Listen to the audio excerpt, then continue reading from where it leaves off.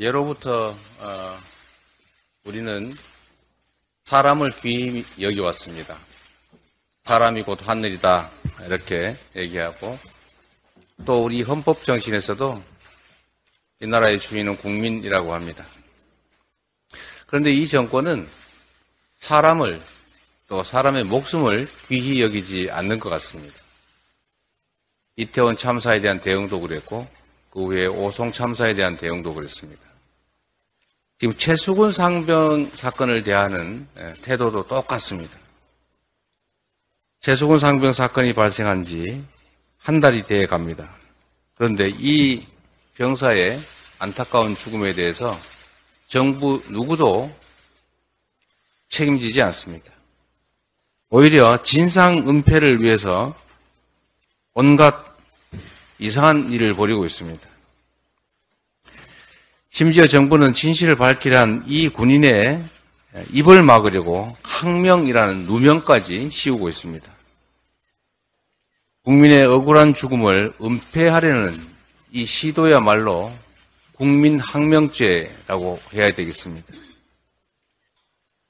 정부의 자체 조사는 이미 국민의 신뢰를 완전히 상실했습니다. 특검을 통해 사건의 진상을 공정하고 객관적으로 규명해야 합니다. 국방부 차관, 법무관리관 등 외압 의혹에 휩싸인 인사들의 조속한 직무 배제 촉구합니다. 의혹이 눈덩이처럼 불어나고 있는 다른 사안들에 대해서도 진실을 반드시 밝혀야 합니다. 대통령 처가 고속도로 게이트, 방송 장악 음모, 오송 참사, 잼버리 파행에 대한 국정조사를 추진하겠습니다. 더불어민주당은 이 5대 사건에 대한 1특검 4국조를 조속하게 추진하도록 하겠습니다. 표류하는 국정을 바로잡고 정부 여당이 더 이상 국민을 무시하고 퇴행하지 않도록 하겠습니다. 국민은 능력 있는 정부도 바라지만 그에 못지않게 책임 있는 정부를 원합니다. 그것이 그런데 국민이 정부를 무책임하다고 느끼는 상황까지 왔습니다. 민주당은 국회가 할 수 있는 모든 수단을 동원해서 정부와 국민의 5대 무책임에 강력하게 책임을 묻겠습니다. 고속도로 게이트, 무법적 방송 장악, 오송 참사, 잼버리 사태에 대해서 해당 상임위원회의 철저한 현안 질의를 진행하는 한편 국민이 요구하는 4대 국정조사를 반드시 실현하도록 노력하겠습니다.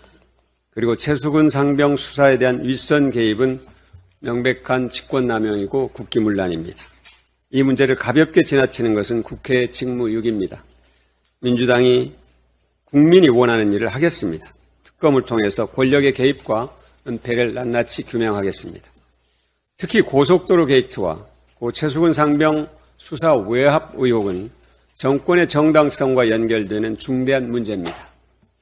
오히려 정부와 국민의힘이 적극적으로 해소하겠다는 책임 있는 자세를 갖는 것이 필요합니다. 그것이 국민들이 봤을 때 납득할 수 있는 조치입니다.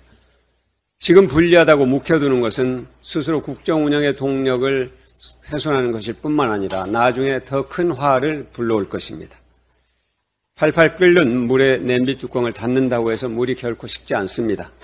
커지는 국민적 의혹과 공분에 응답하기를 촉구합니다.